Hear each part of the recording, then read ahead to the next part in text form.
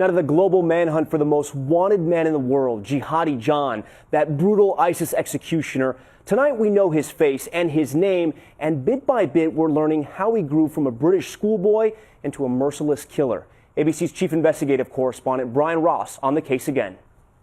New details tonight offer clues about the path from British schoolboy to jihad for Mohammed Emwazi. At the age of 11, teachers already saw a violent streak, and he told them of his love of graphic video games, including Duke Nukem, Time to Kill.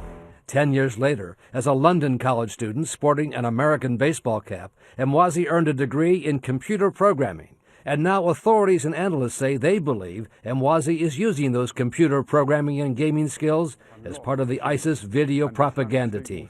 Will begin to slaughter your people on your streets. Not only casting himself as the front man in the gruesome beheadings, but also working behind the scenes with a group of young men with British accents and laptops, as seen in this recruitment video, featuring yet another Briton recruit. This is where most of the media work happens, on this little desk here. Former hostages describe Emwazi as one of 4 especially sadistic British captors who they nicknamed the Beatles: John, George, Paul, and Ringo, who especially targeted the Americans in their custody. We were together. We were together all the time, even when they brutalized us. And for all of Emwazi's notoriety as Jihadi John, the former hostages say the one they called George was the true leader of the group. All 4 have been high on the U.S. airstrike target list, even before the name of Jihadi John became public.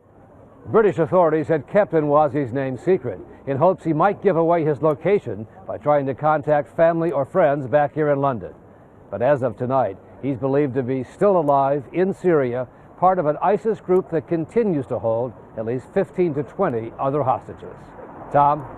ABC's Brian Ross in London. Brian, thank you. And we now know who he is, but where he is now the bigger question. ABC's chief global affairs correspondent Martha Raddatz spent the day at the Syrian border where Jihadi John is supposedly hiding. And Martha, the big question tonight, why can't we catch him? Tom, the reason it's been so hard to try and find Jihadi John is that he doesn't use cell phones, he doesn't use satellite phones, no tracking devices. Even though he taunts the West in those videos and is so bold, he's very good at hiding.